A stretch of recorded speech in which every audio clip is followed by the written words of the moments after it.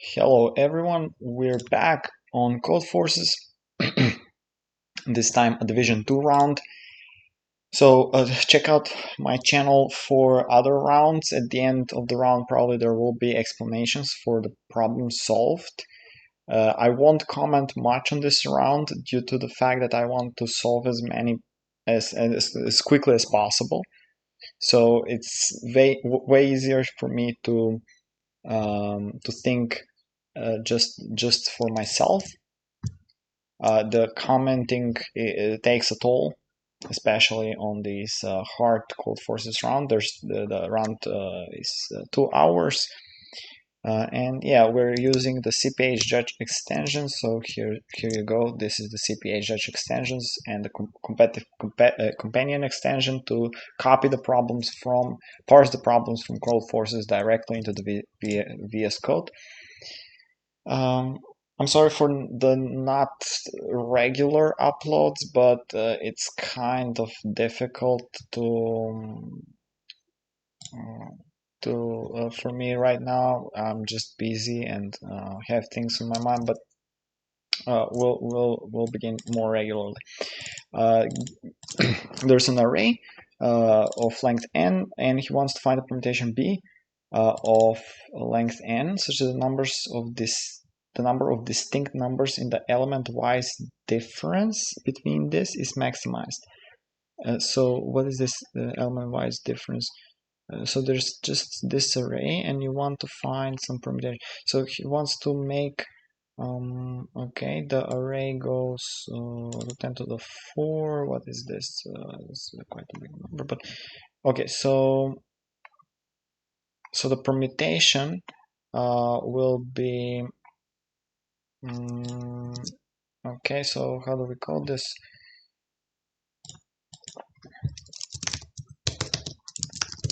Actually, test cases. So how do we element wise, if there are more so this is like the frequency of some numbers, so it's not that kind of easy.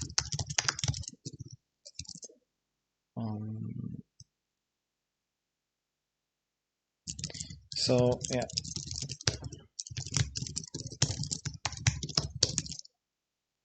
okay,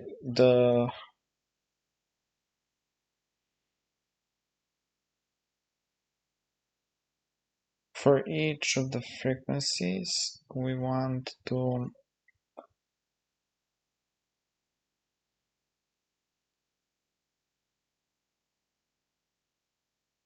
if I sort the numbers and then go and plug in different numbers, like the opposites, what will happen? I don't want to do that because that's so for the frequency, the ones are in some positions that we can't put one in.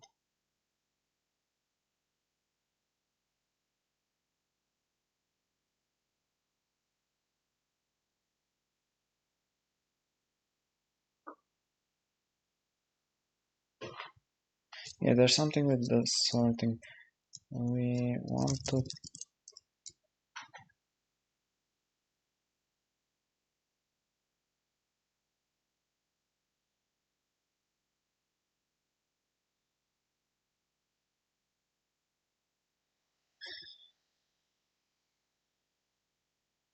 yeah, so okay, there's the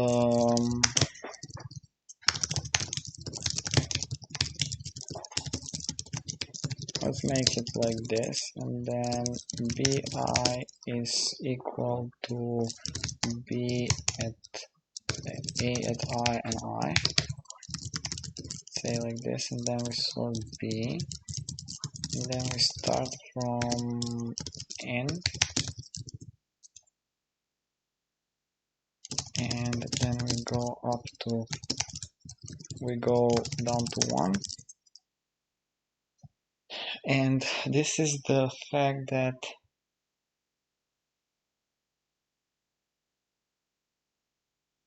Yeah, so the answer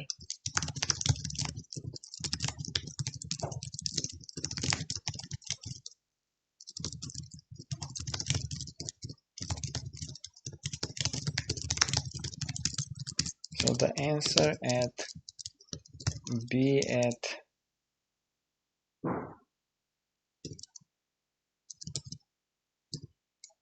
n minus I minus n minus I, answer at B and n minus I dot second is equal to I.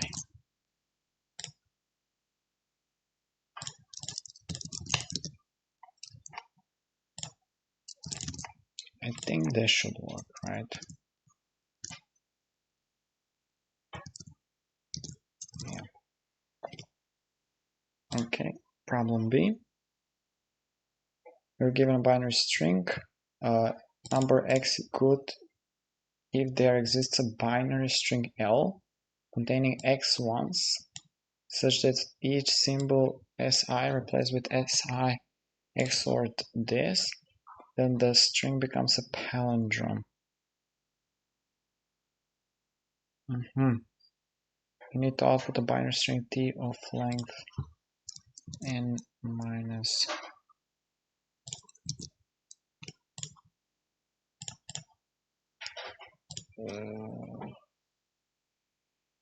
n plus 1.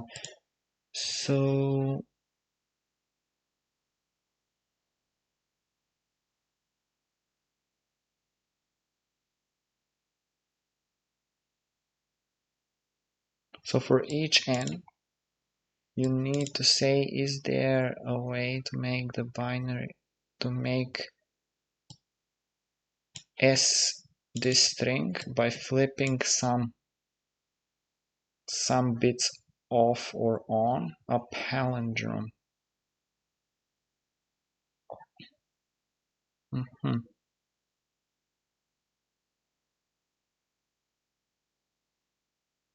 Okay. This is okay. So the only invariant here is like how many mismatches do we have from both sides. So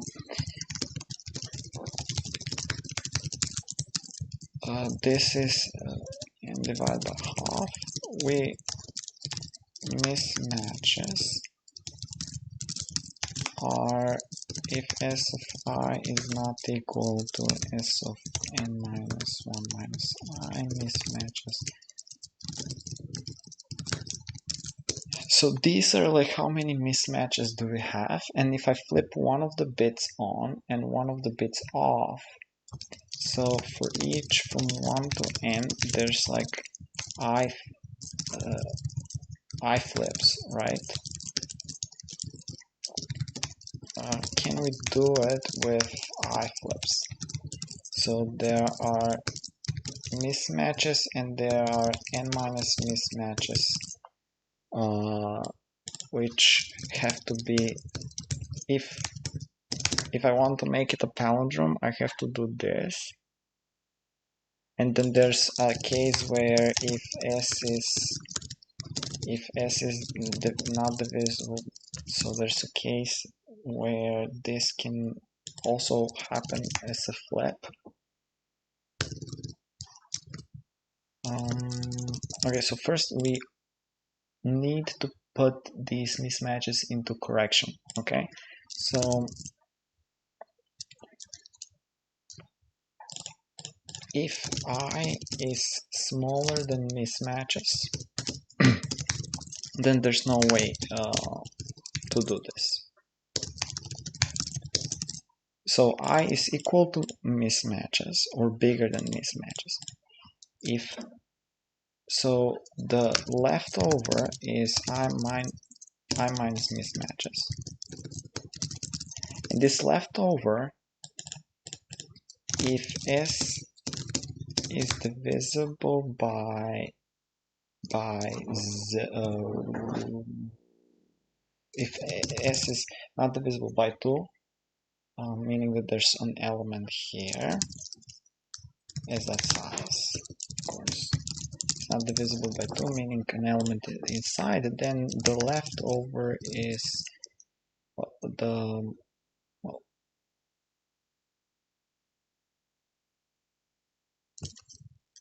so let's say if I mismatches, then see out one. Okay, let's have this case as well. Now left is at least one, right? If this here is if this is here, then I could do,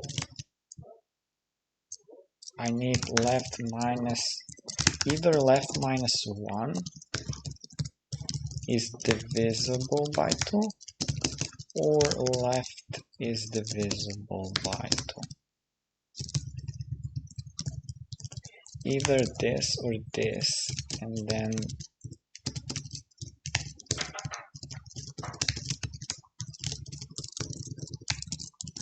but in other case it's it has to be this.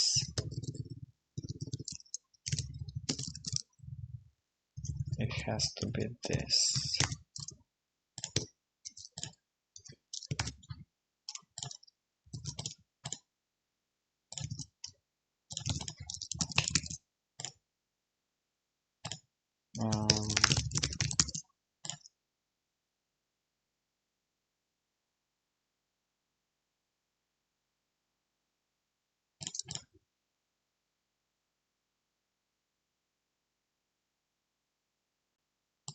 If what is left is divisible by 2, then we can switch.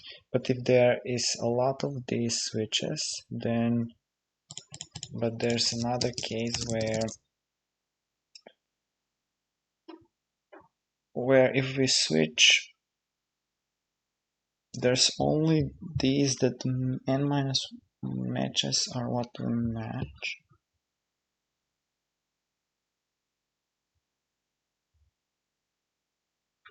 Right.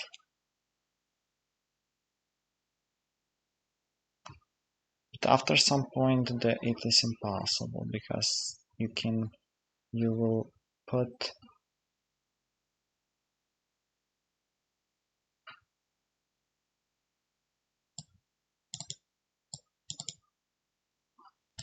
there's, these are how many matches they are, right?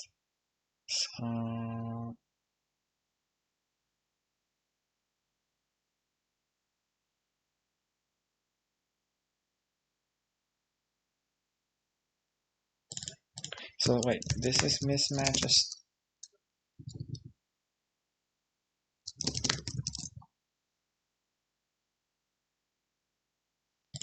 If there's this, wait, in here we don't cover the mismatches, we can't.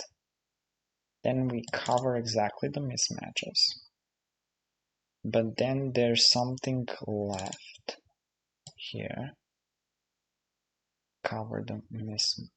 We cover the mismatches. But then there's like n minus mismatches times 2 is what is the maximum. This is the maximum achievable, and if left is bigger than the maximum achievable,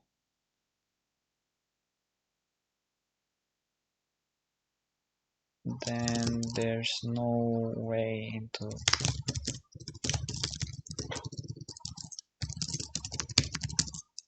as far as I understand this.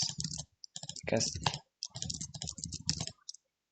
if it is equal to the max, then yes, it's possible. But if it's not equal, but if it's more than the max, putting something there won't help.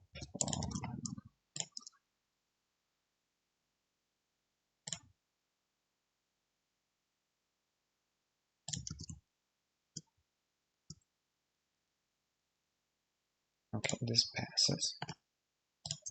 Problem C. It's an interactive problem. Okay, now we have more people coming. Gave a set S of n distinct integers. Alice decided to play a game with this set. The rules of the games are as follows. Players take turn with Alice going first. In one move, Alice adds a number to the set. The set S must not contain a number at the time. In one move, Bob removes one number. Must contain. Additionally, the number Y must be strictly smaller than the last number added by Alice. The game ends with Bob cannot make a move or after 2 times n plus 1 moves, in which case Alice's move will be the last. The result of the game is max of the set. Alice aims to maximize the results while Bob aims to minimize it. Let R be the result when the player. In this problem we will play as Alice. The jury is Bob. Wait, this kind of makes sense. So Bob will always try to remove the max. Bob can remove the last like 0 here, and then last time.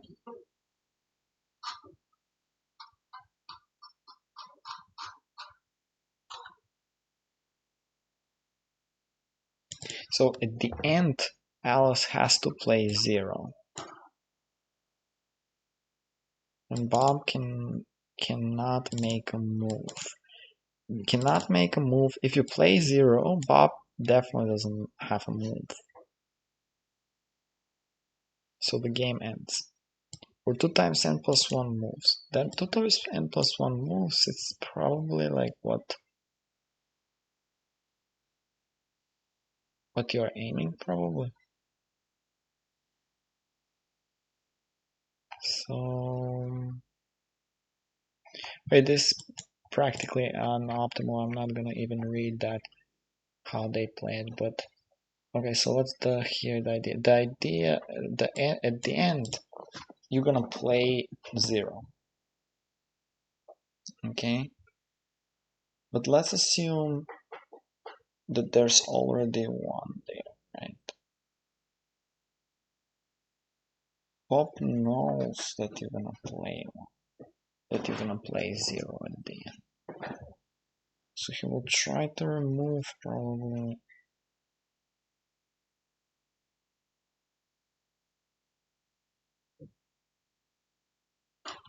What is optimal?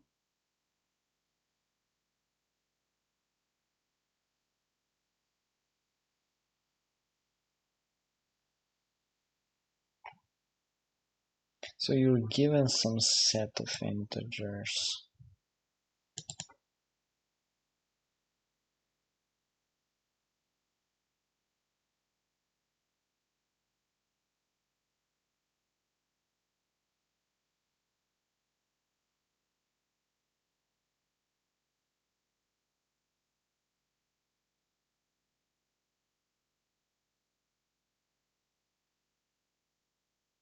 Well, if you go descendingly, and you have like n moves, right?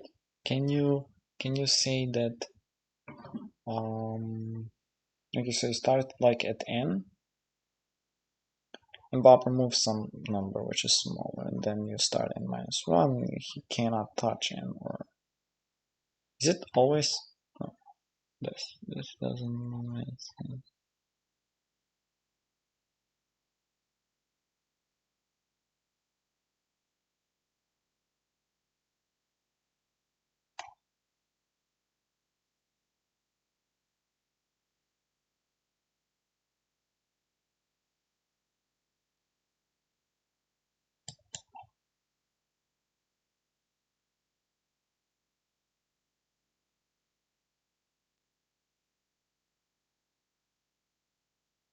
So the set increases by 1. He says the first this increases by int.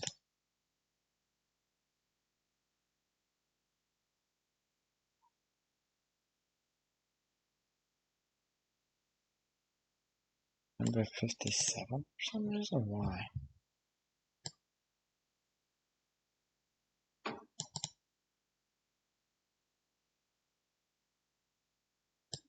I will take the 0 out.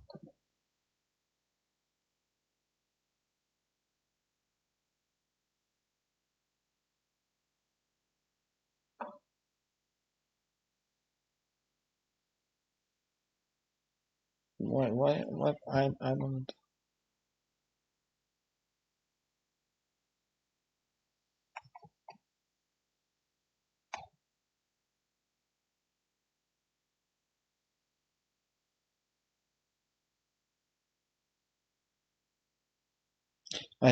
In this case, he puts it 0.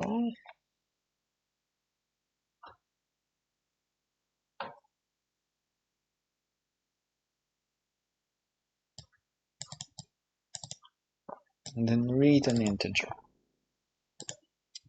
If this removes, it's your turn. The game is over. And -2 is wrong answer.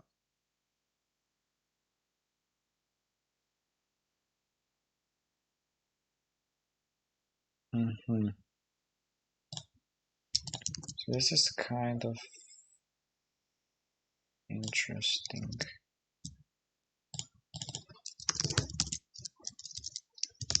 So it begins first with n, then there's some integer.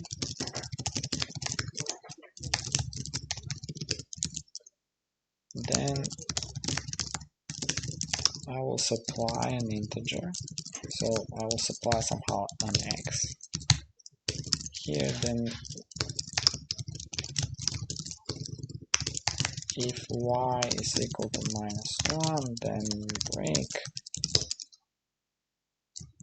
If y is equal to 2, then exit. This minus. And now here we have y. So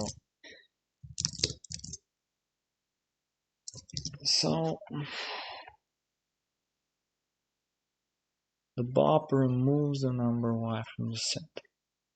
What if I start here, let's say in this example,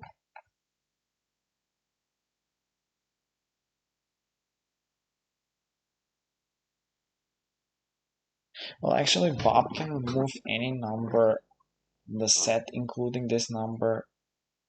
Oh no, it can't remove. It can remove only numbers that are strictly smaller than the last number added by Alice. So if if I have 2 times n plus 1 moves, the result of the game is the maximum. But can I just start with n and then Bob remove some smaller number? Oh, if there are no smaller numbers, then there is this problem. Okay, so the idea is that if there are smaller numbers, then so yes. So Bob will try if there are. So let's say like this or some numbers. When I start adding here, Bob will remove one number, and then I will add this number back. Then he will remove this number, and then we'll remove. But what happens if there is not enough numbers here? He cannot remove anything, and thus making max 0 essentially. You have to know how many numbers can I practically go for. You have to know what is the maximum max you can achieve without actually playing the game, probably.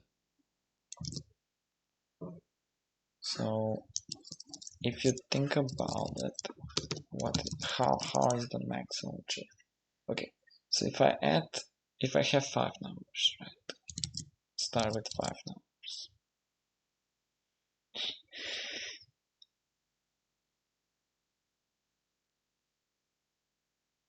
And I have like 2 numbers, so n can go up to 10 to the 5. So there's some binary search here involved. 2 numbers, or not, maybe not binary search. If there's like 1 and 5, 1 and 2, 1 and 3, right? And the others are like very big numbers, doesn't matter. Are they all sorted? Yeah. So if I start adding from 5, then I quickly run out of numbers. But I want to, the last number I want to be 0, so I want to remove this to remove it 1, then okay, so I will add 2 here. And he will remove 1. But actually, no. Actually, I want to add 2, he will remove 1. And I'm done. I'm pretty much done. How is this possible? I add 3, he will remove 0.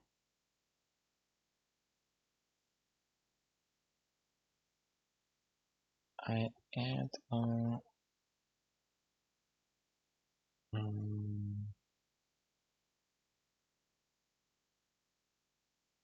1, 2, 3, 5, 7. I add first 8, and he removes the 7. It's another big number. What if he removes the 1 right now? What happens? When I add a 0, he can't do anything. If I add 1, he also can't do anything. Why he can't remove a 1? Removes the number the S must contain at that time. Additionally, number Y must be strictly smaller than the last number. So here, let's say like this. So let's say, okay, I add an 8, right? And he removes 7. I add 57. He removes 1. Because there's no point in removing the 5 here. I don't see a point in removing the 5. He removes 1. So it's 2, 3, 5, 8. Now I have no clue how to go again. And if I add 1, then this ends at 0. If I add 0, then this ends at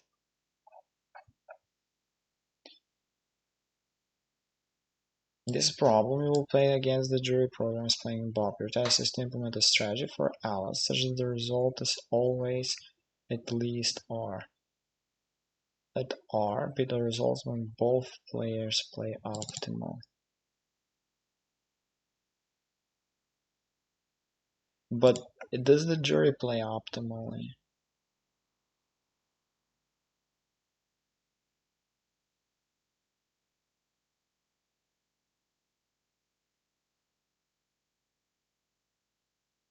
The jury might not play optimally.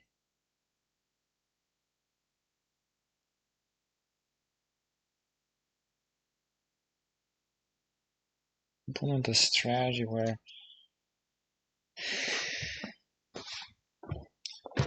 so if the jury doesn't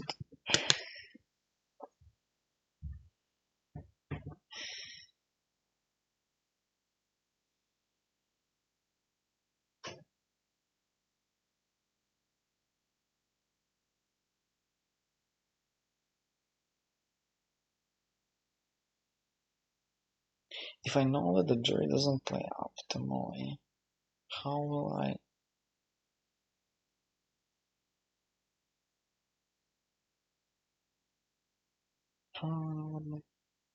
What will be?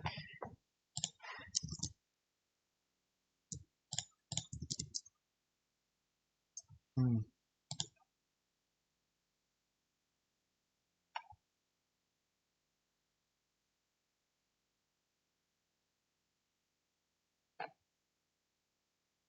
Let R be the result when both players. Yeah.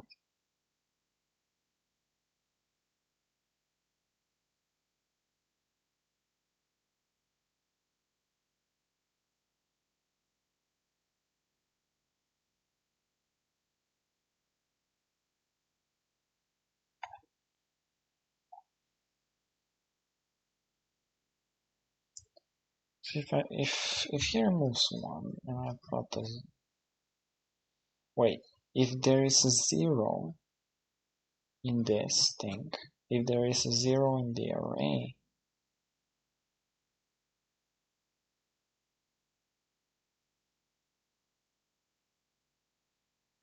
then I kinda wanna wait, can I put a 0? Can I put it must not contain the number x at the time of the can't put there.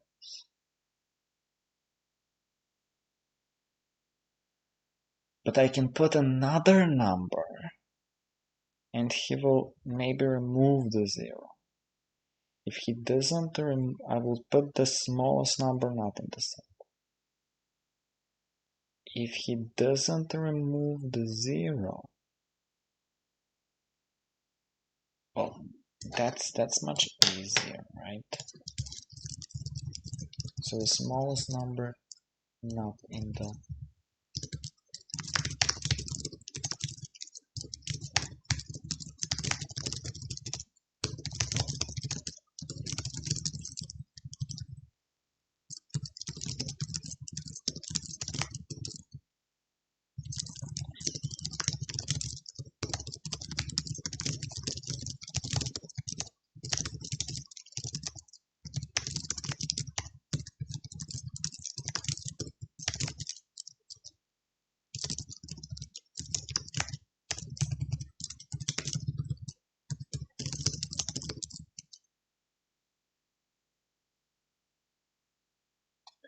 if it's not inside, then not in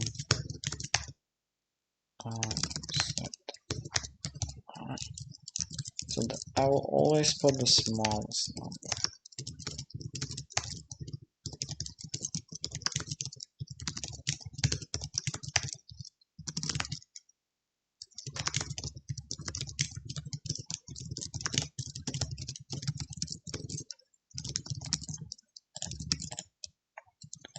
And then when I remove the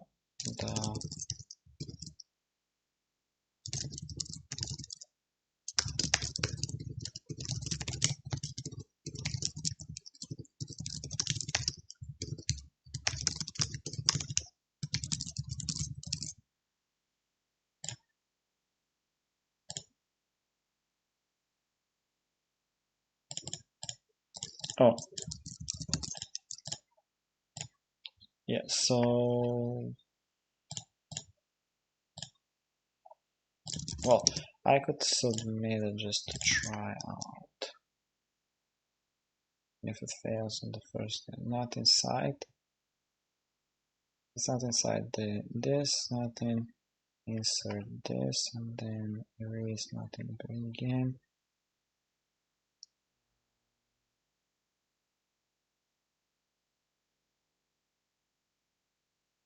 I mean, I don't know if it's wrong, it will fail on the first case.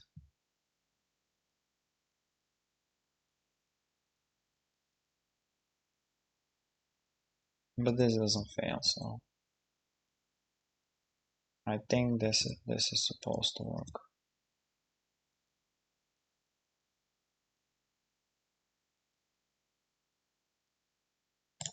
Yeah, okay. So that was kind of interesting problem. Okay, whatever. Okay, cyclic operations, D. Standing. Yeah, okay. Igor has an array A of length n, initially all zeros. However, he wanted to turn initially consisting of zeros. Okay. He wanted to turn it into another array B.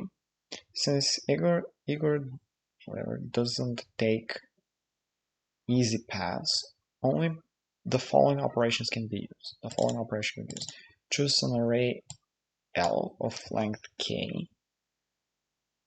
Li is up to n, and change each element, so this to some other remap. Okay.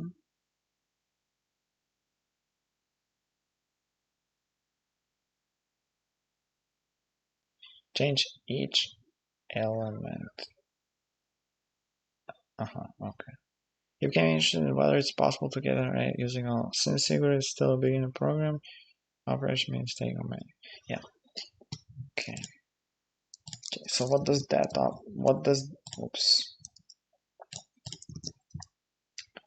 what does that operation actually mean here?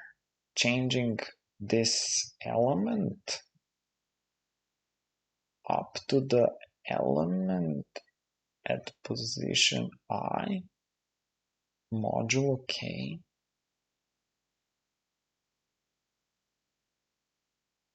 plus 1. Okay, does that mean just that that you can choose an array 1, 2, 3, and now the array here 2, so we have first 0, and then 1, 2, 3 is just changing the first element into this, changing the second element into this, and changing the third element into this. And then apply the second operation, changing the third element into this, changing the fifth element, and then that's equal to B. Okay, so there are some, this reminds me immediately of some cycling. So some cycles we need to find in this permutation that is given, but then that the cycles are of some length or something, of length k. So the length k here is very fixed. This is very, very fixed. Right, so this is just, does it mean that all cycles have to be of length k? Probably not that easy, right? So no. Of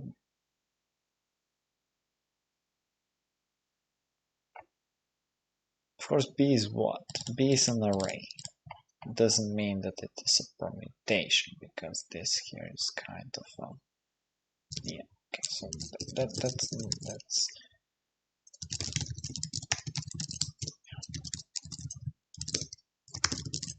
okay. So first we have this array, right? And then you change this number again with another 3 here. So kind of override. So because there are multiple 3s, we have this index here has to be multiple times used.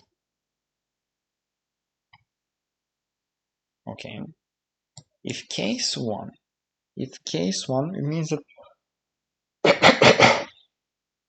if case 1, it has to be an identity permutation.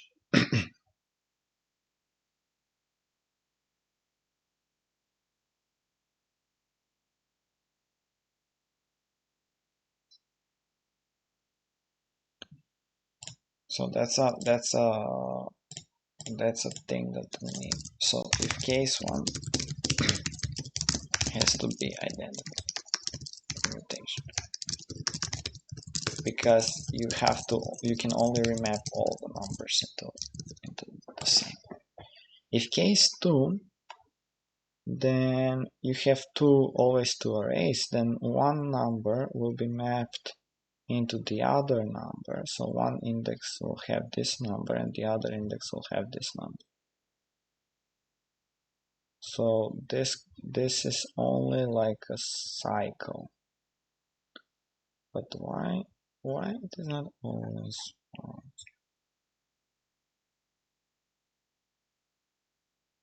Well, if k is very small,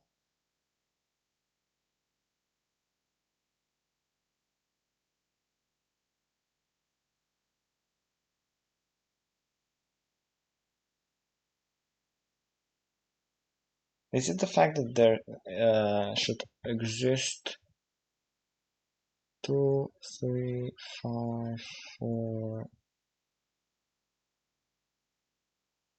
3?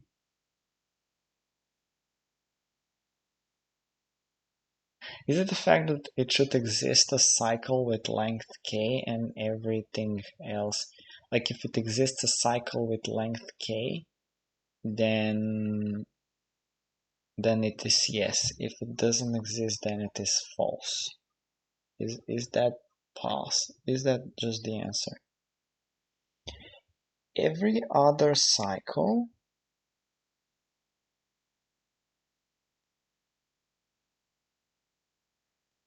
B is what? B is up to what?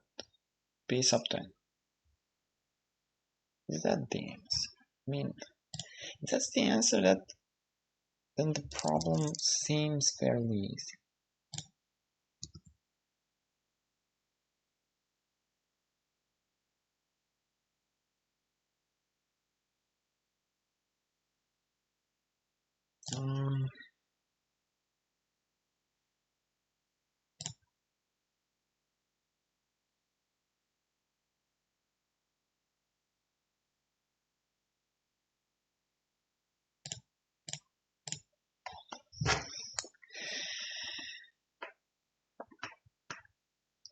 If there is a cycle of length k,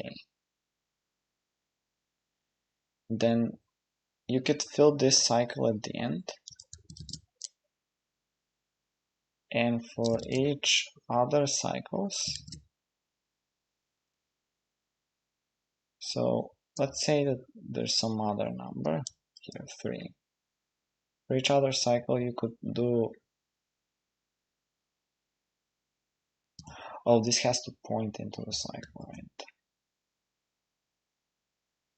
Because you could have this cycle and then you could do a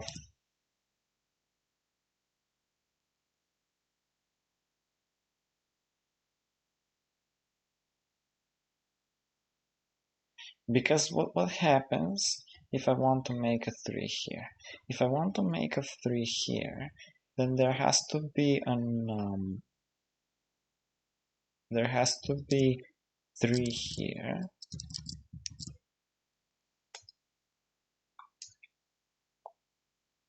in my array that I will take, and here is 2 that I will, so I say 2, make 2 a 3, and then the make 3, but this here should be inside the cycle, inside the cycle. So, but here, because this is, let's say, make 1 a 2, make 2 a 3, this can point in the cycle. But if there's one more thing here, let's say this is almost 0, doesn't matter. Make a 0, make a 0. You can't now.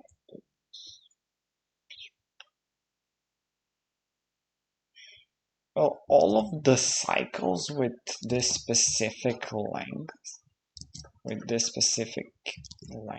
can be done. Then also, things that are outside the cycle but point inside the cycle can be done.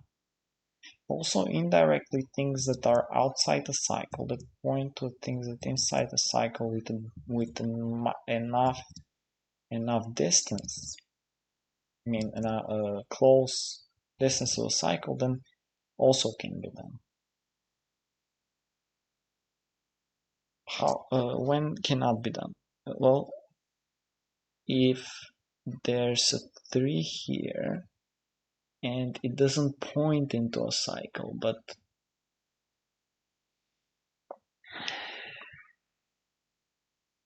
let's say the k is very big, it points to some, no, let's say, but if on this place it will point to something, to some element for sure. So it would be like successor graph. You have a successor graph, right? But this will point to some other element for sure. Let's say that this element is not in a cycle. What happens if there's like a bigger cycle than k? Or a smaller cycle? What happens in that case? So there's like a smaller cycle than k. Case 3. Can you do it? Well, yeah, I think you can. I think it is possible. Okay, there isn't.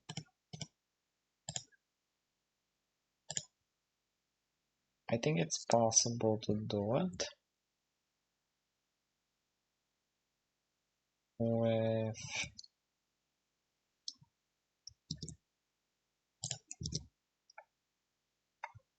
the case where it is a smaller cycle, you will repeat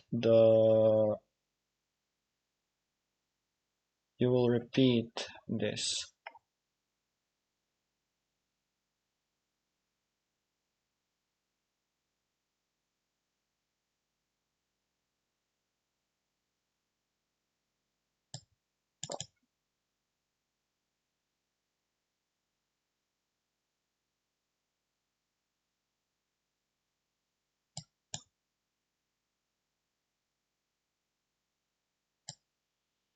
But when there's a bigger cycle, you can't apparently do it.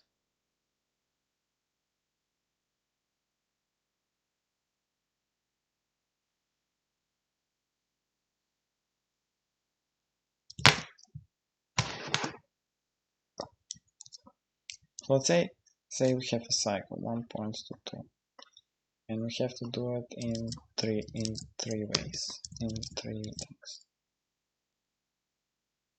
1 will point to 2, and 2 will point to 1, and then 1 will point to.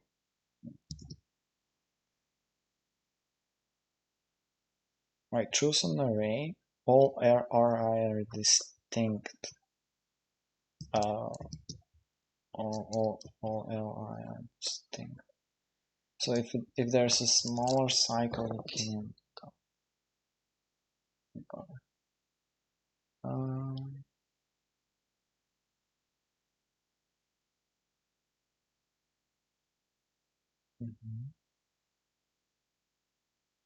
If there's a smaller cycle, you can do it. If there is a bigger cycle, let's say that there are 3 things, but only, so 1, 2, 3, simple cycle, but there's only 2. So 1 of course will be to 2, but 2 will be to 1, and then just make the cycle. So it has to be exactly k. So exactly as there has to be a cycle exactly k. There could be more cycles having k, and then okay,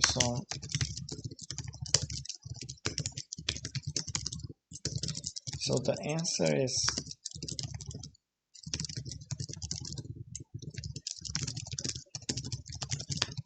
has to all be okay.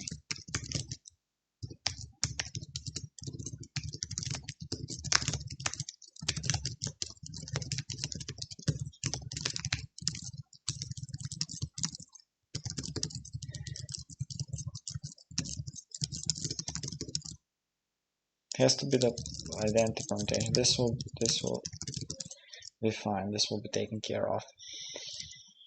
So okay, so for each thing we make like a graph.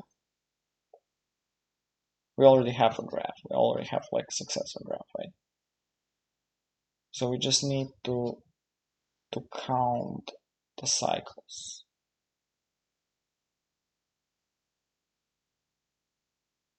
Right. So we could put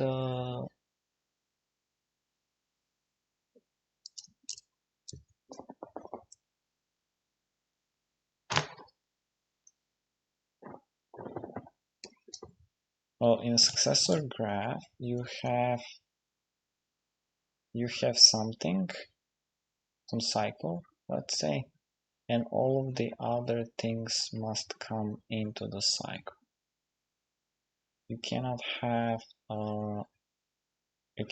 like this as well, right? You cannot have that. So you just do a DFS.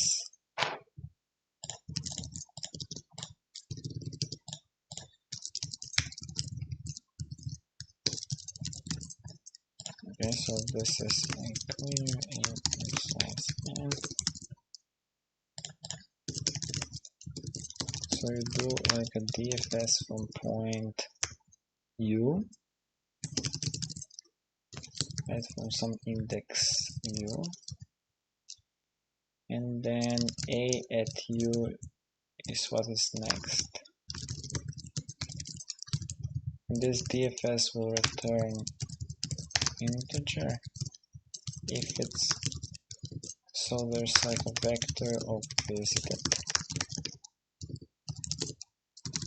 and there should be also a vector of in stack.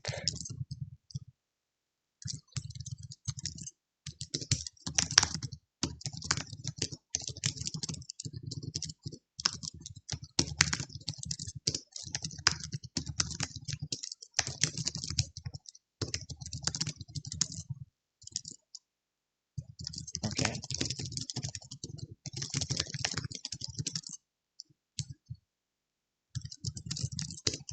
If next is already, if next is in the stack, so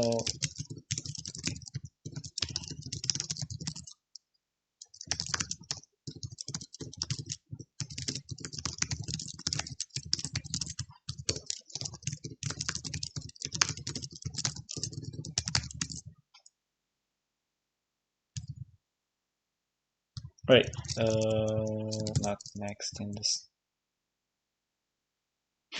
Well, U is in the stack. U is in the stack, not next. So U is in the stack, U true, right? Then visited U is true.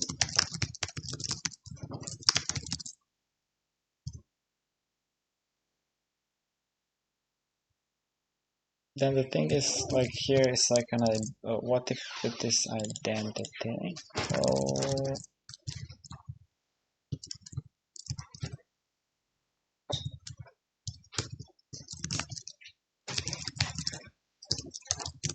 in stack response.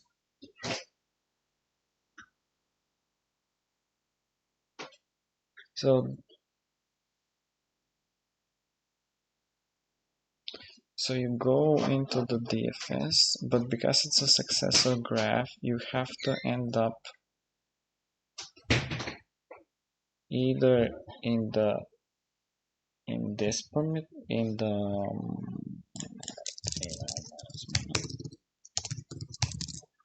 you will have to end up, so you will have to end up in a cycle, right? So you go, you have to end up in a cycle. That's the successor graph.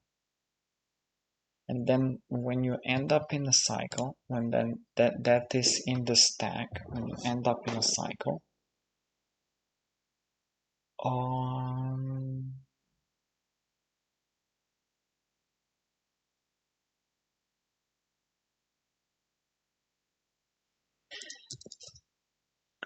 everything until that point is inside the cycle.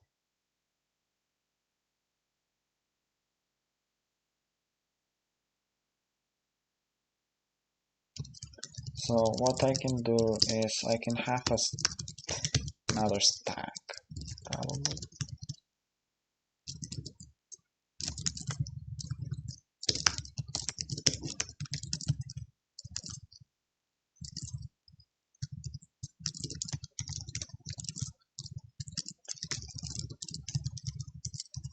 Oh, if list is not empty.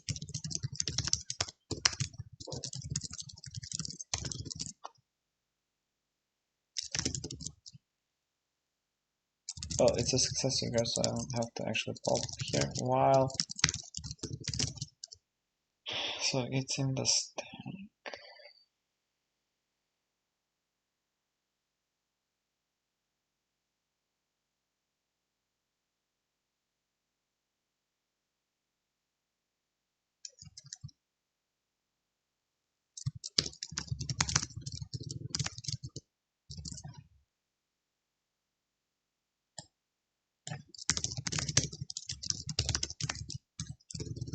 Just I can do this stack.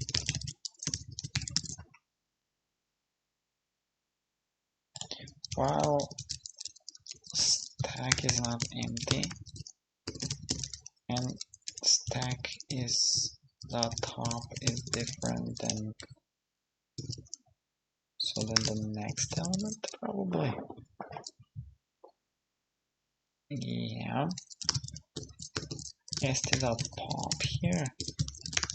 Out of these st.top, all of these elements are in the cycle. So we just we say that this is true. I mean, it's already true. This is already true. I want to have this array okay here. No, not okay.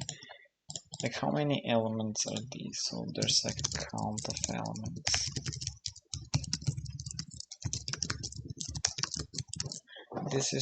These are inside the cycle. And the distance to this, so there's like a distance vector.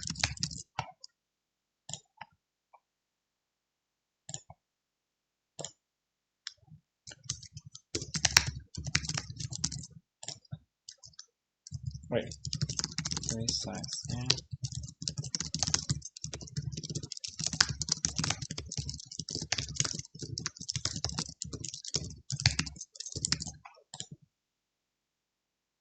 Yeah, okay, so the distance vector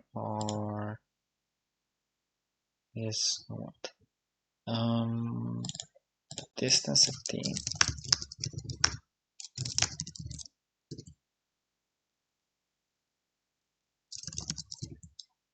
If t is 0.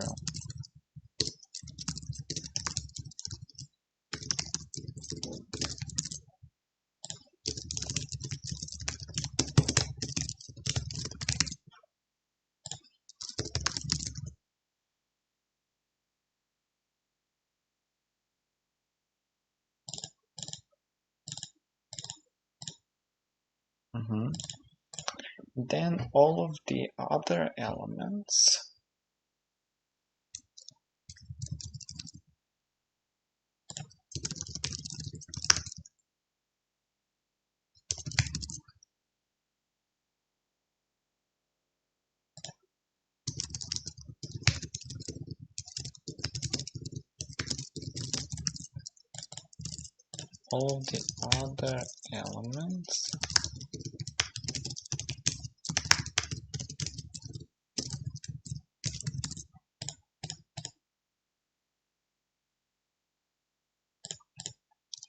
so the cycle length here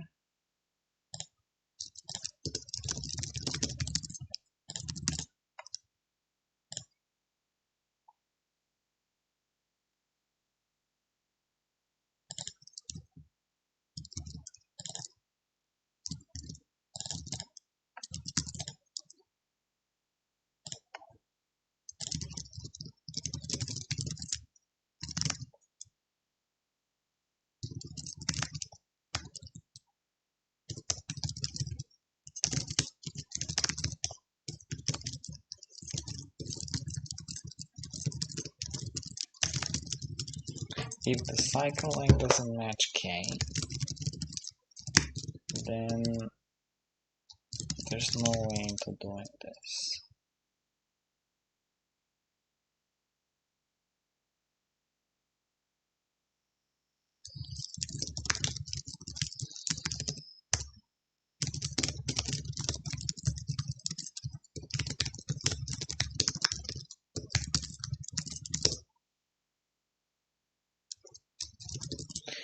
If it matches k, then there is a way of doing this.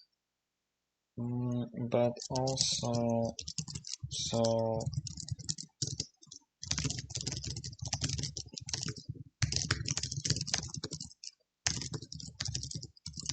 OK at I is whether or not the distance at I is smaller than k minus 1 or something like that, smaller than k. So if there's like k, if k is 2 and then there's some 2 cycle and then there's like 1 here, then this is possible.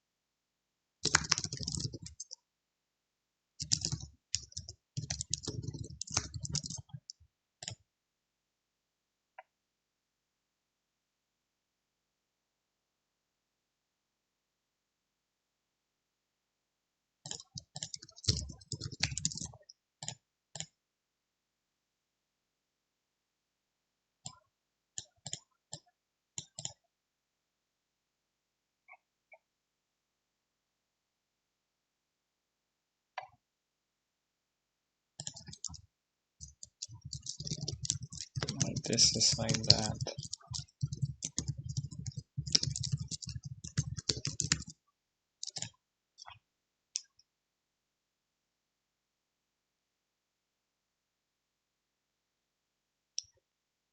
So, please.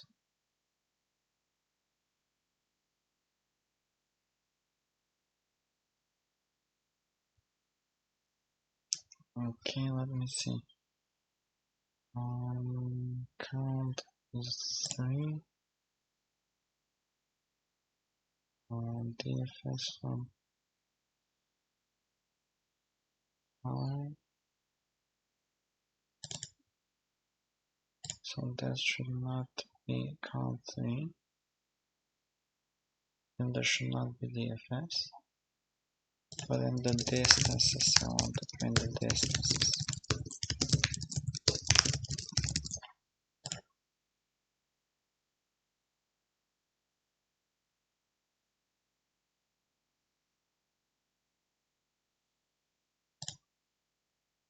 Wait, what?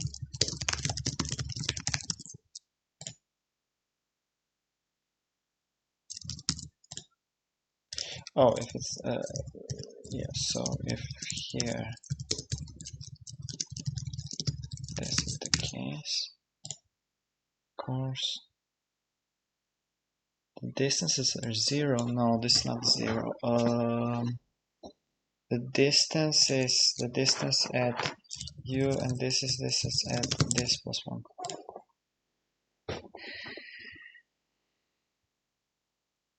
I mean, this kind of makes sense.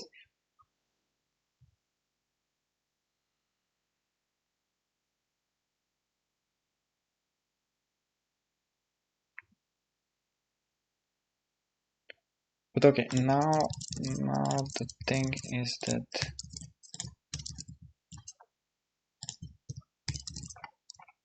now I think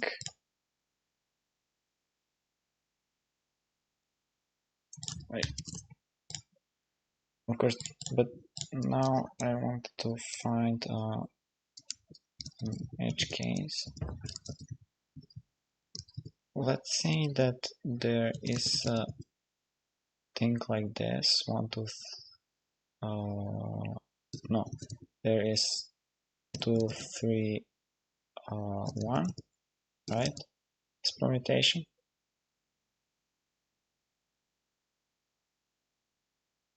And then there's like 1, 1, 4, 5, 1, 4, 5. This is no, right? But this should be yes.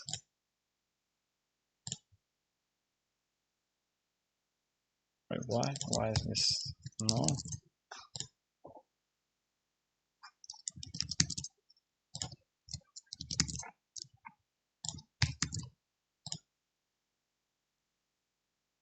Count 3, 1, and then count 4. How is this count 4? If this count 3 is true.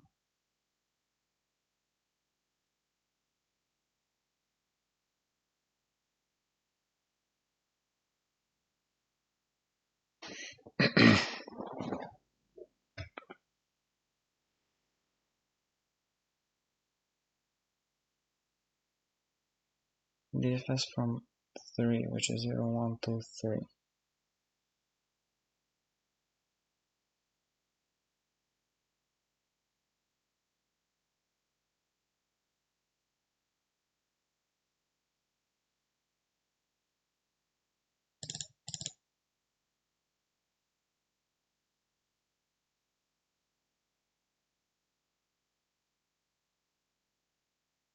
Oh, if next is visited,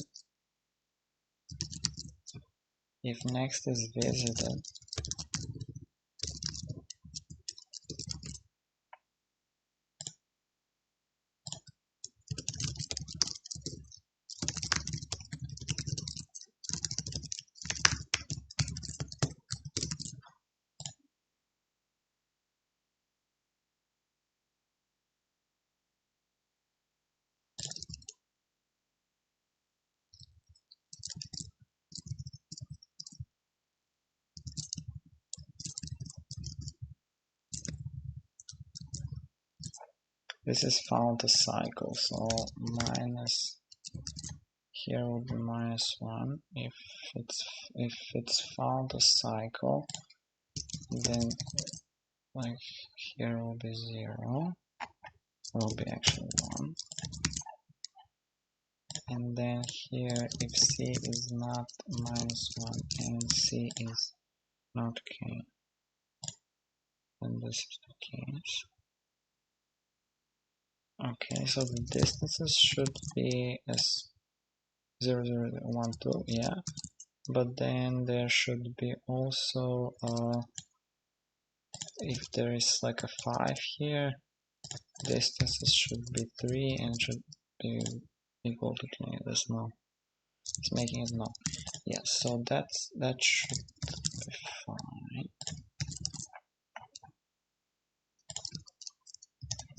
This is no, and this here is yes.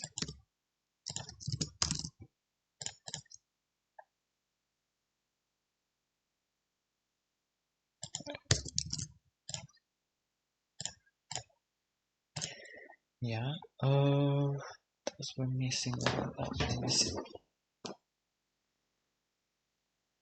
And the gating process is missing.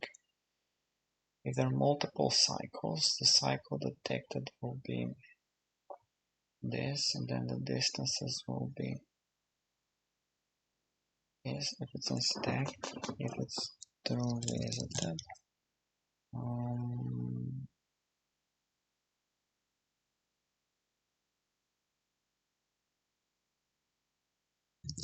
I think that's it. submitted. Just don't see any other cases.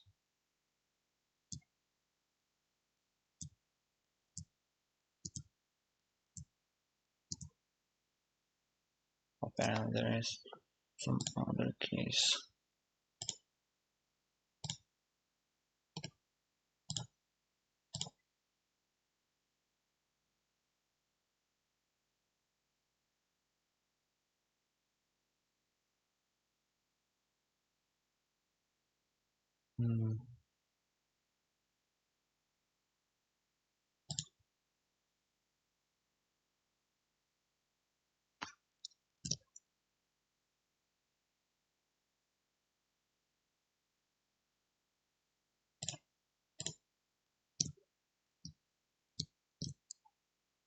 So is our lemma correct?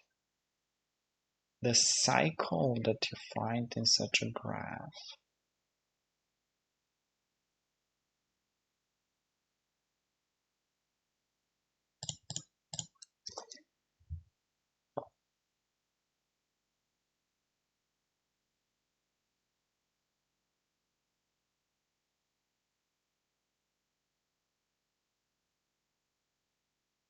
the cases are pretty. The cycle that you find has to equal to, if it's a smaller cycle, it cannot be done. It's a bigger cycle, it also cannot be done.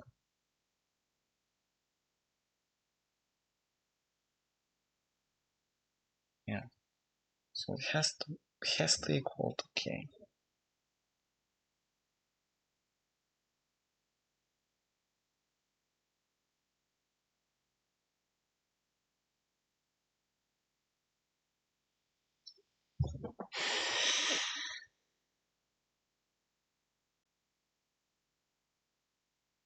Okay, the cycle has to equal to k.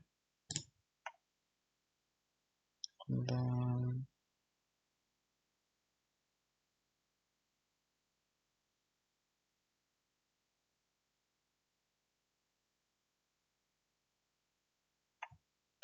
wait there. What if the cycle is like one thing and then you point here to another?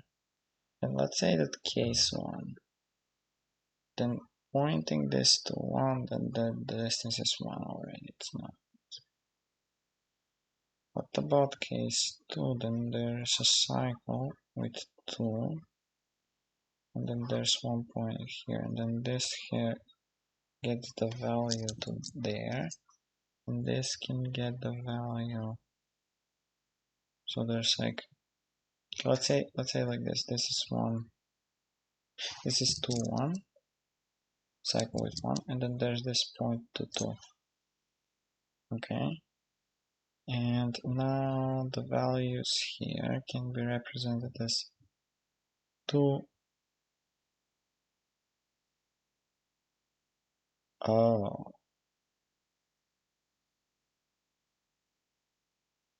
2, 3, right? No, you say 3, 2, having 2.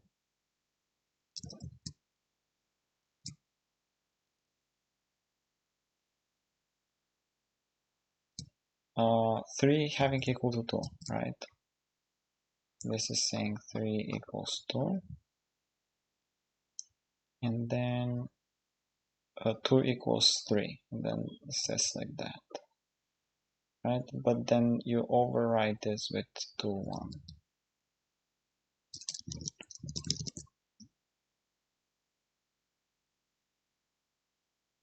Okay, this seems correct.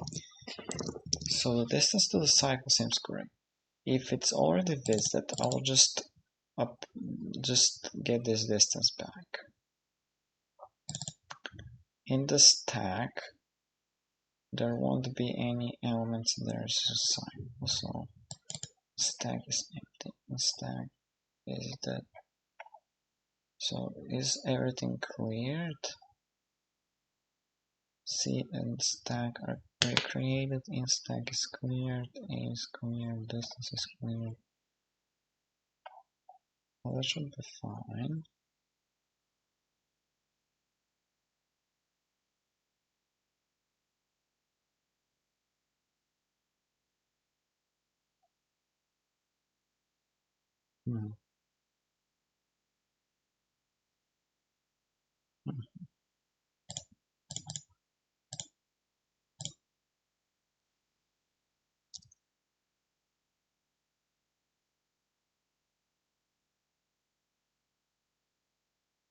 What if he has some ridiculously...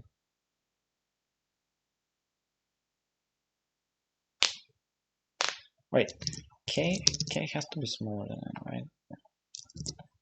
Very cool.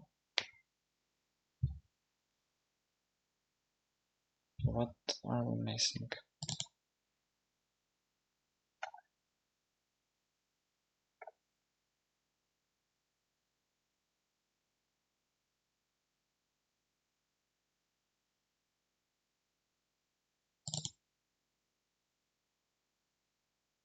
Wait, in stack is next. If next is... Wait, if next is in stack, but the stack is not cleared. If...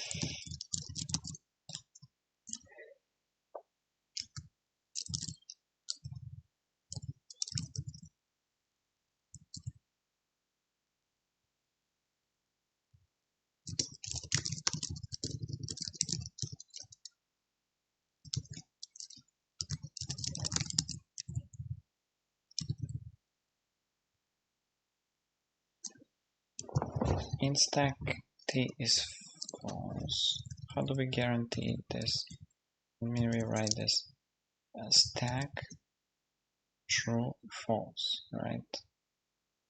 If we go to here, then this returns. This has to be false, and while st is not empty,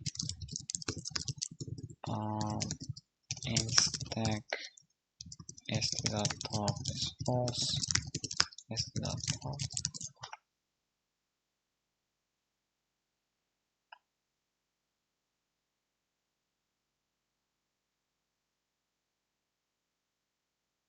Well, this just clears out the other stack, the other half. This clears out this. So I guess I can create an edge case where this will fail. Let's make a cycle, but then let's make a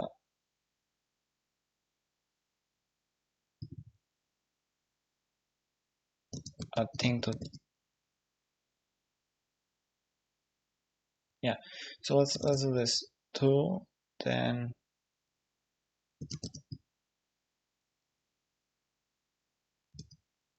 let's do this like 2, 3, 2. This is a cycle. Then we'll go immediately. Let's go 4, then let's go 2 again, and then immediately go to like 3. And this should be yes.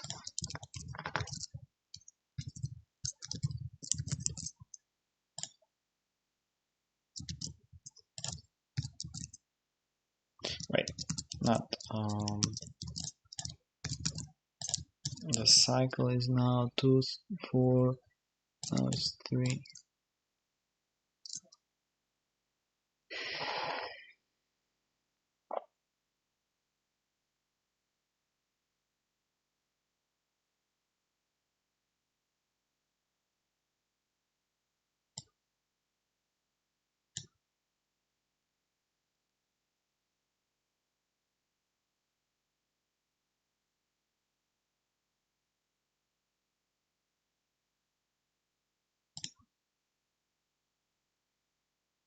Well, if it's outside the cycle, it's definitely visited. If it's inside the cycle,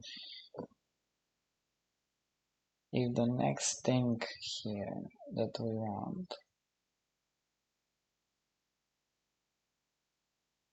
is inside the cycle, so it's not being deleted,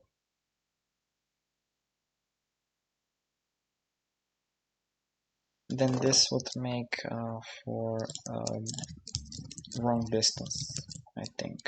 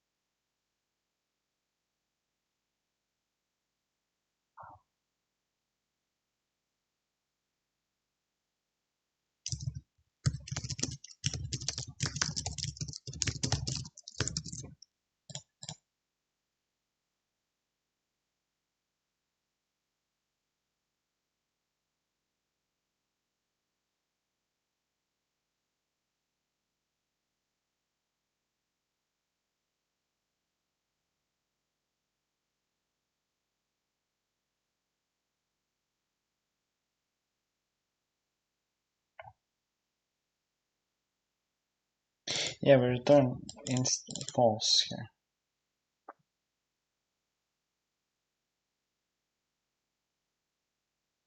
Well, that's correct. If that's correct, then it is not.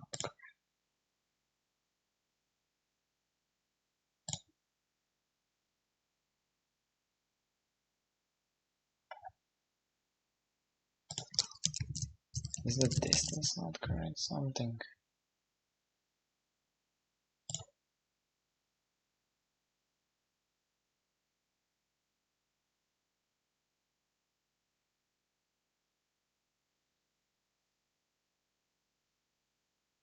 Hmm.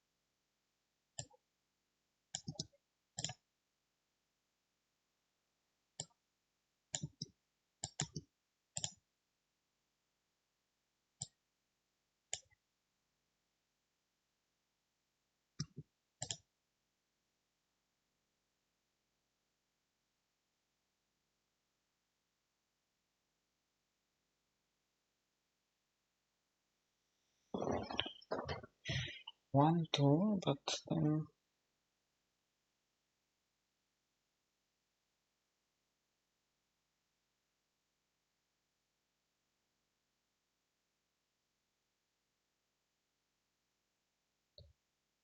there has to be a cycle right here that came,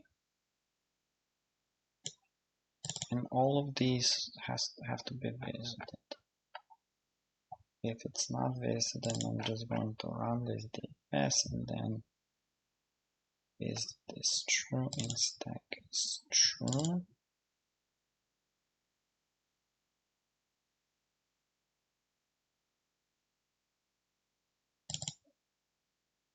Then this going to be false, is going to be here, is going to be visited, and then it's going to be false. It's going to be this. Yeah. So this is at U. I'll just add a check here, maybe if, but no, like in the stack is you.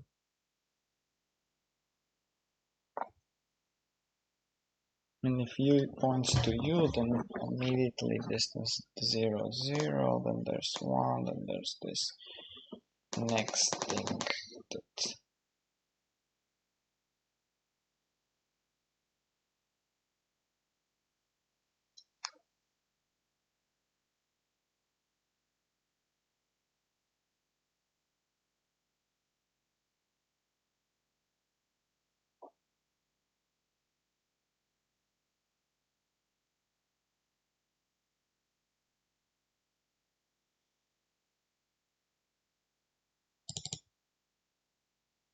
remains in stack.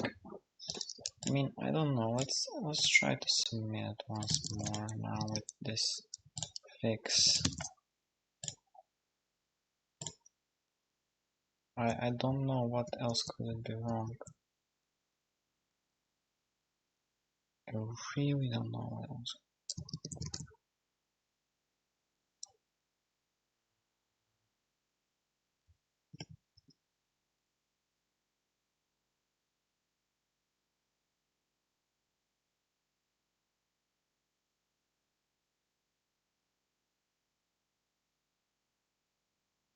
Again, an interactive problem.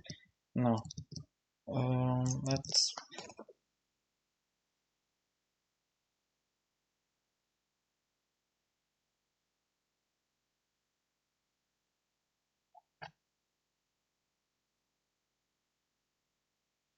Is there some lemma, some other thing that we need to consider?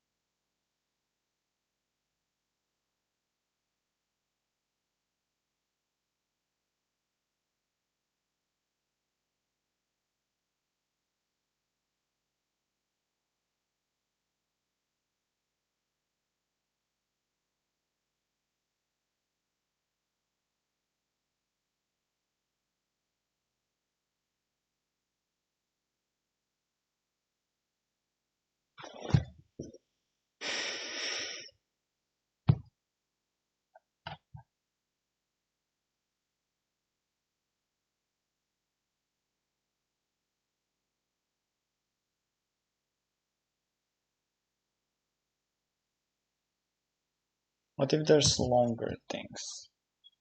Can I just color this first, then this?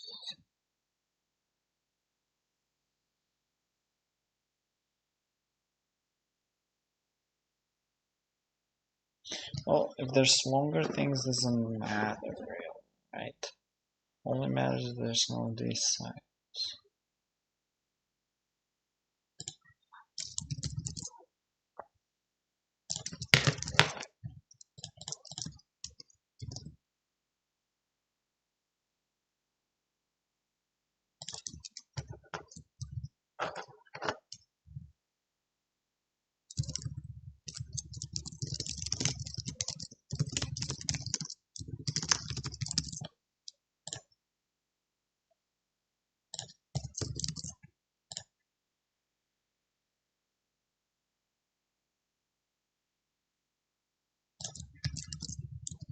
Apparently that's not true.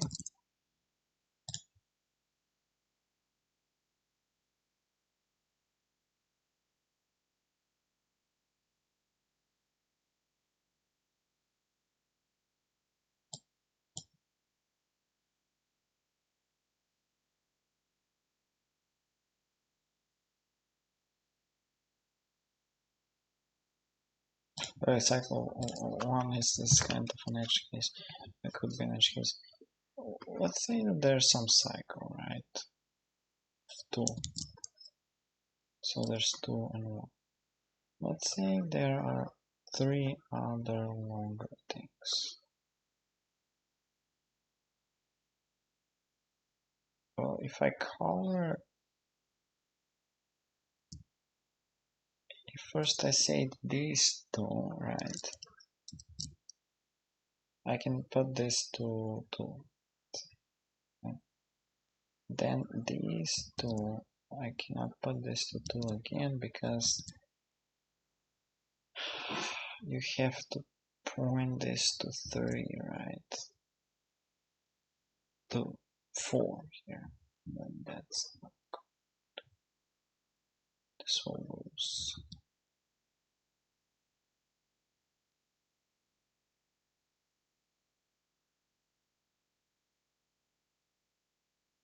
Then color this again.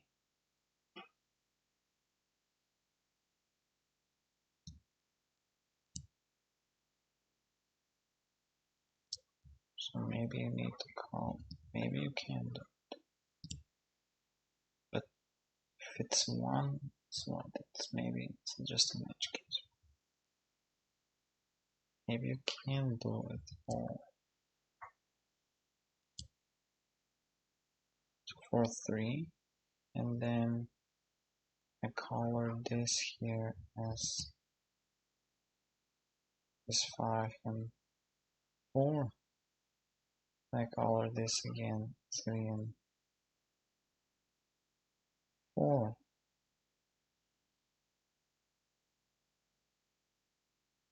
And I color this again. It could be that 1 is an edge case.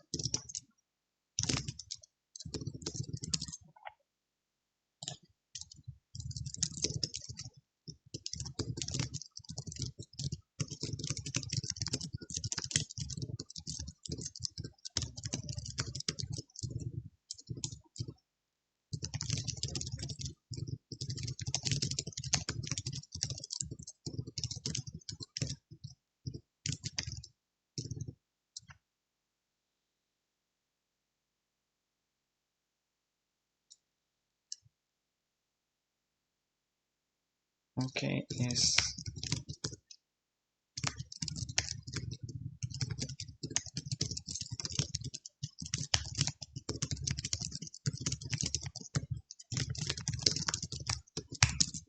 this is for 1, and then for this is like an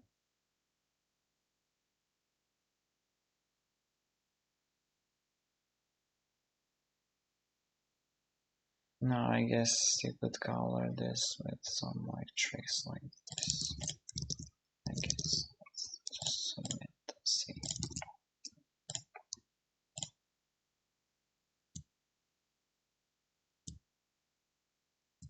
If it's not that, I don't know what will be.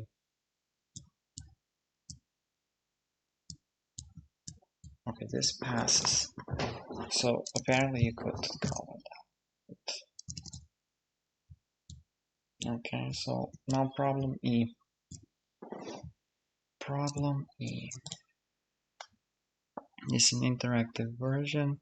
One difference between is the limited number of queries. You can make no more than 100 queries. He has given you a positive integer k and wants to play a game with you. He has chosen an array. You must print the XOR of this where, yeah, okay. You can make the following queries. In response to this query, you will receive the XOR of some k consecutive elements. Also, after this query, the subarray will be reversed. So after this query, the subarray will be reversed. And okay.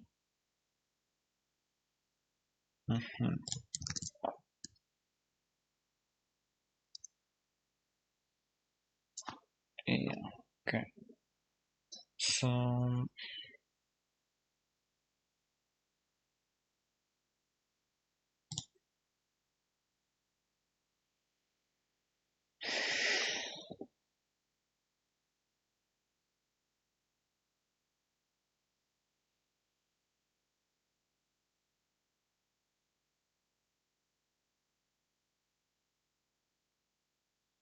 no more than 100 queries, and yet n goes up to 2500.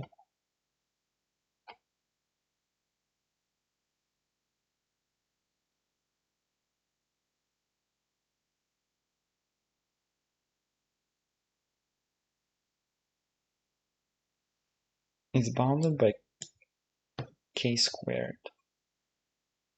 Oh, 100 queries.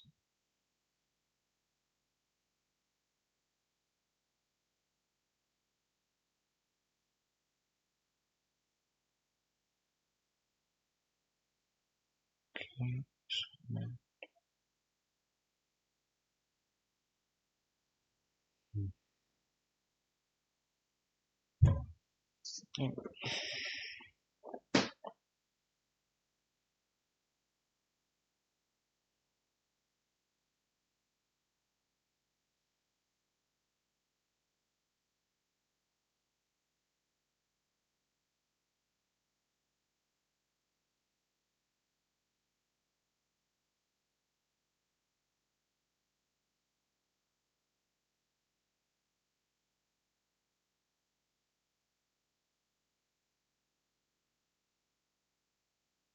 What does it mean that it's smaller than k squared? It means that if k is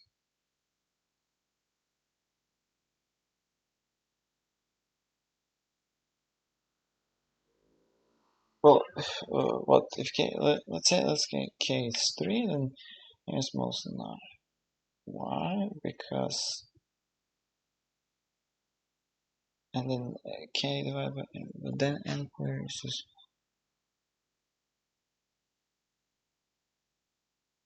n divided by k more than 100 queries. No more than 100 queries to answer this problem, but I mean to solve this problem, but how many is here? 57 queries. 57 queries. This is some insane version though.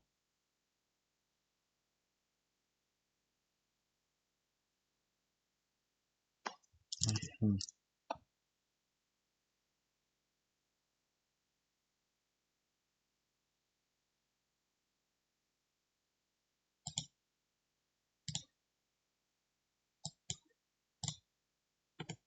And problem F, probably just some crazy problem.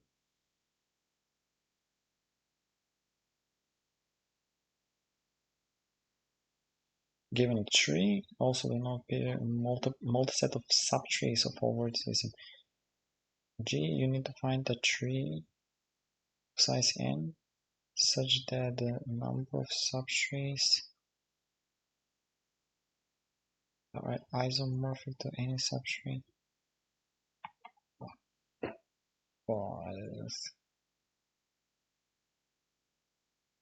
okay, no, definitely.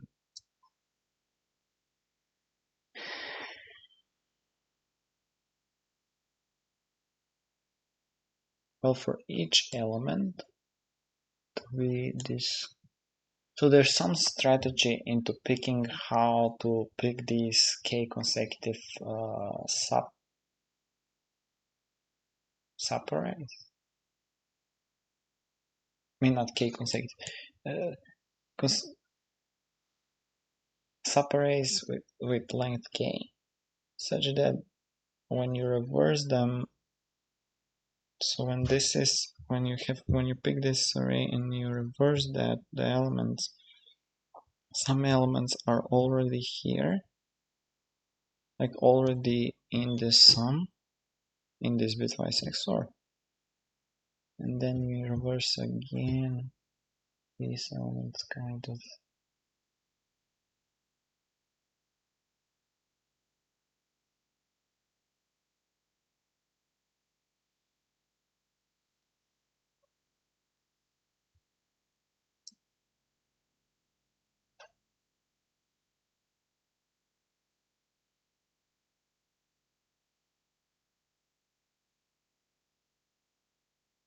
What does it mean that they are even? When k is even, you cancel out a lot of stuff.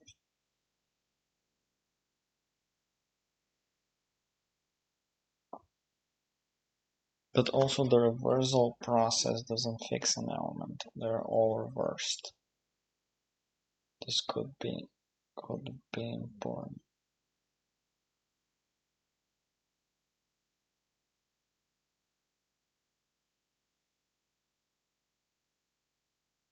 You could maybe just pick like this, reverse that, pick, reverse that. Now remove this extra, and you can reverse that. Oops.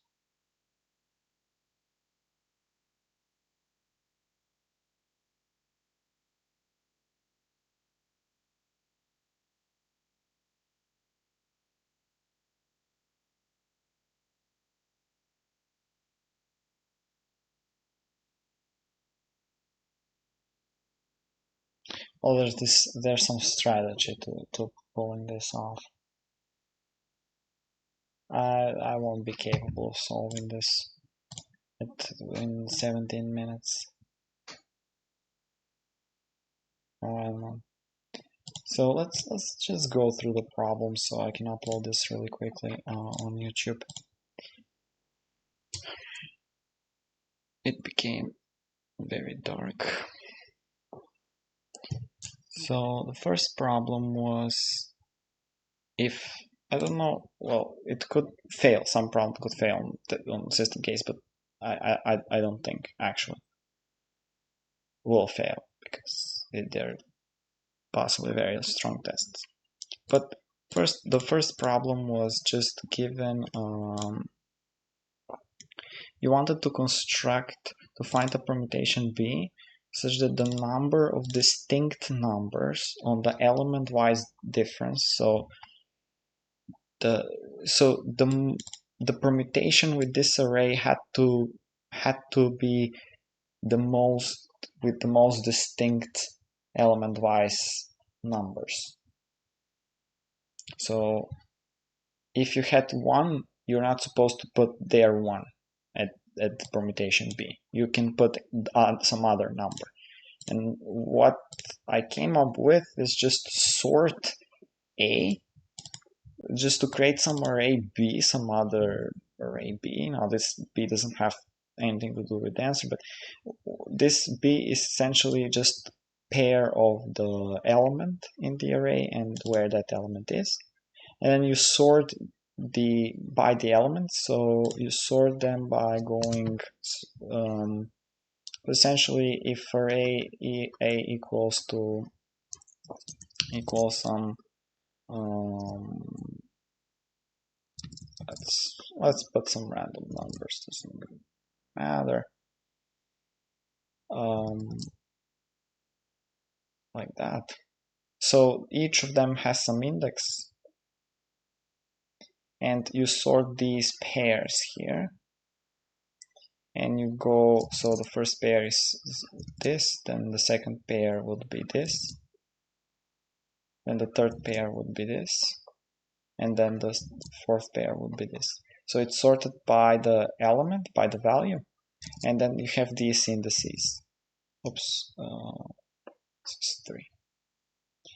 And now here you could see, you could go from now from the backwards, so from n to 1, and in each this index, the answer, I would put the biggest to the smallest. So I would put here n, so that's like 4, or actually, like if you take a look at these indices here are should be actually 1, 2, 3, 4, but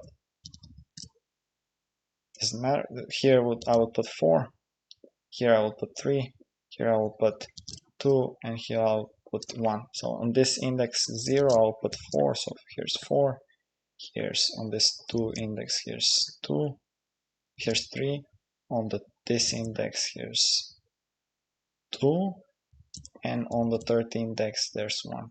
And this is going, so for the smallest number you have the biggest number matched, and for the biggest number you have the smallest number matched. And only in the center can there be some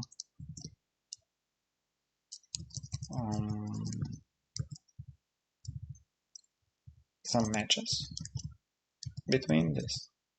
But this is unavoidable.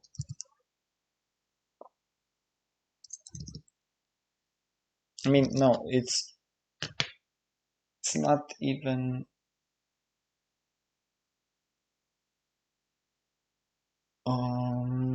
how you say that? Well, I think there can be, there's supposed to be like here matches with, like if there are 2 ones and you can't, but you must put 1 here, but otherwise I think that's the solution to A. So I don't know how exactly, like you need to prove that, but that should be it. Okay, my neighbor just went haywire. Okay, so B the XOR, you need to, for each of these n, it's just like mathematics. So for each of this, for each n from 1 to n plus 1, for each I, you need to say that if I flip some bits, so if I flip exactly I bits in the string, can you create a palindrome? And now the thing to notice here is that the palindrome, what we care about is the mismatches inside the palindrome. So when a pair is mismatched. And that's just a simple mathematics. And you go from 0 to n, including n, and you say, okay, can we do it with I flips? There are these mismatches in the string, and there is, I don't know what is this.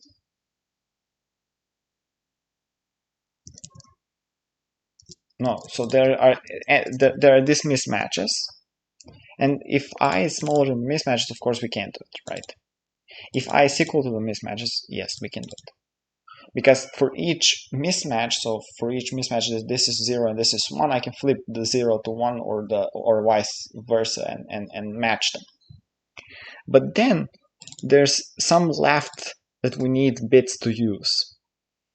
The maximum number of bits that we can use is n minus the mismatches times 2, because every mismatch, 2 bits are already here fixed. So n minus mismatches times 2 is the amount of bits that is left with us to play around. If this is the amount of bits that we can switch in pairs and still make a palindrome. This left is how many we need to switch. If we need to switch more than what is the maximum amount that we can switch, then there's no way to do that. But there is a but there is a way. If it's inside this threshold, so if it's like less than or equal to the max, we need to check if the string is odd or even length. If the string is even length, there's one. If it's an odd length, there's one in the center that we can flip, and then we can flip on the we can flip and still be a palindrome essentially, right? So either is left minus 1 has to be divisible by 2, so has to have all of the other pairs divisible by 2, and this is the center one flipped as well. And this is if we don't flip the center one. So this is essentially yes. So this is essentially 1. Well, if we take a look at this would be odd, and this would be even, and this would be even, this would be odd. So this is essentially 1. It's possible to do that.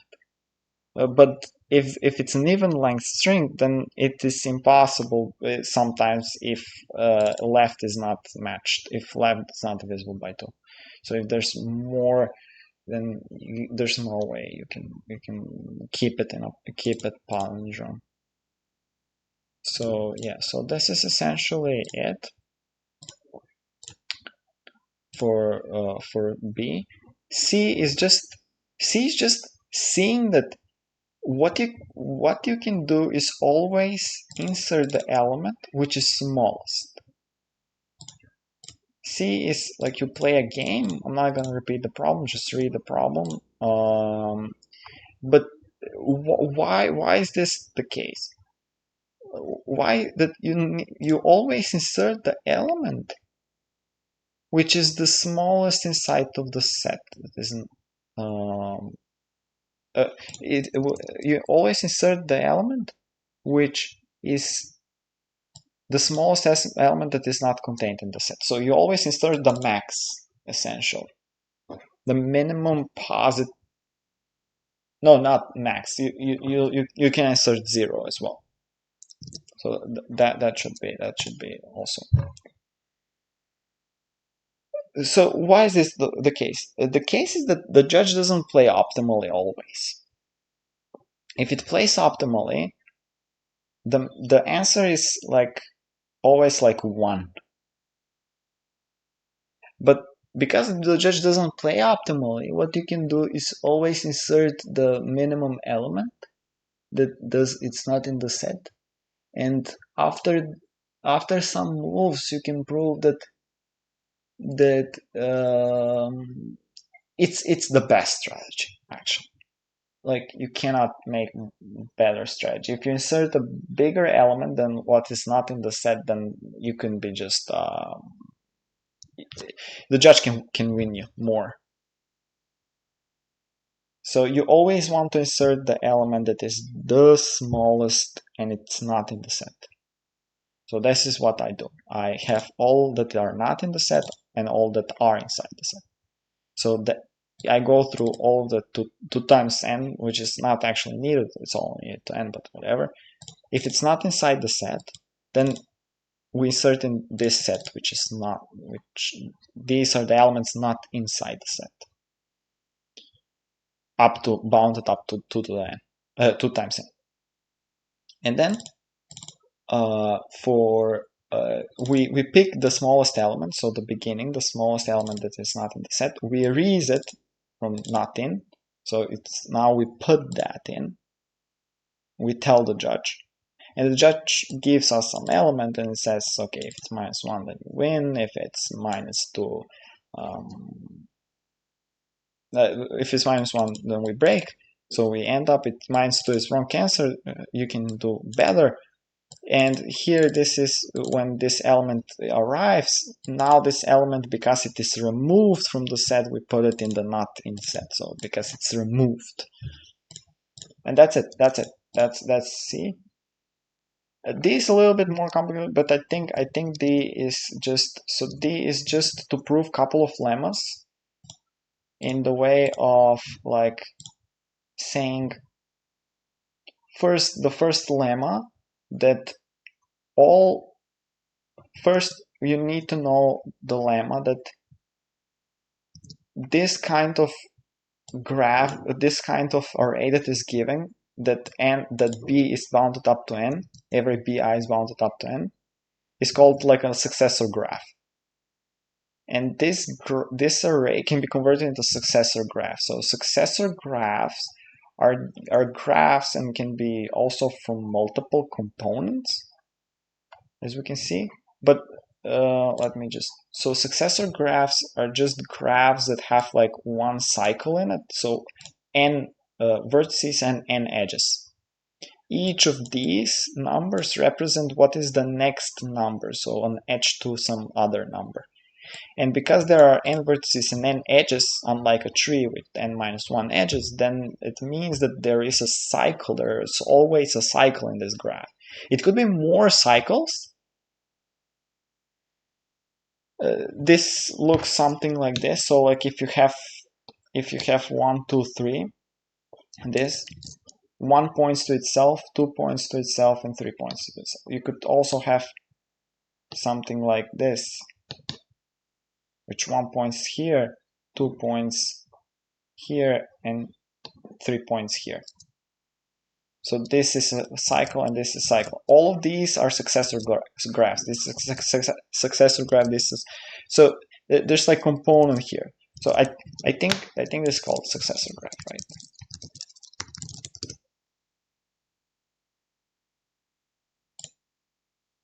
Yeah, in one out degree. Okay, doesn't matter. And now that we have these cycles, we need to find a way to detect them. We need all of these cycles to exactly equal k.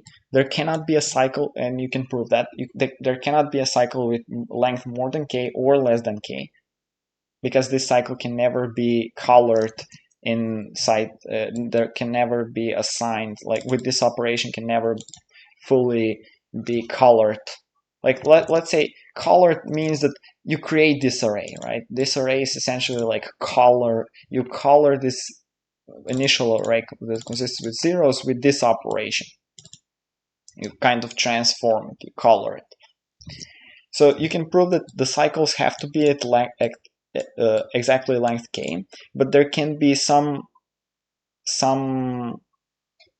other things that come into the cycle. So if the cycle is like this, there can be some other branches that come into the cycle. And I thought that these branches could only be at most k minus 1, but actually you could see that those branches are can be more, and this can be proven by just by induction. But what I did here is I colored first these, then these, then these. So it's just inductive proof that you color first. Somehow you start from the end, and then you color it way on the way inside the cycle, and then you finish up with the cycle color. So it's possible. It's possible, and the length of these don't really matter. I thought that they mattered. That's why I wrote this with distances here. But the length of the branches that come into the cycle, there cannot be branches that go out from the cycle, because every node in the cycle is connected to some other node inside the cycle. There is no node with 2 out degrees, because it's a successor graph. So inside the cycle, you have this, and then you have all the edges that come to the to the cycle, right? So yeah, so all of the branches that come to the cycle, all of these can immediately be colored. And that's pretty much it. It's just couple of constructive lemmas on top of each other. Oh, my monitor is bright. Yeah, a couple of constructive lemmas, but yeah, in the end, I don't know. I get plus something rating. I could have solved D way faster with way less if I saw that the cycles that this doesn't matter, that this last lemma I proved. But okay, yeah. E1 I have I don't know. There is some strategy that is involved, but I won't think about it right now. Thank you guys so much for watching. I will upload this video as soon as possible, and it's not actually at code. Why do I have at code?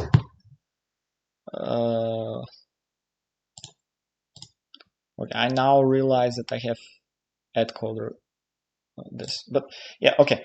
Thank you so much for watching, and I see you in the next video.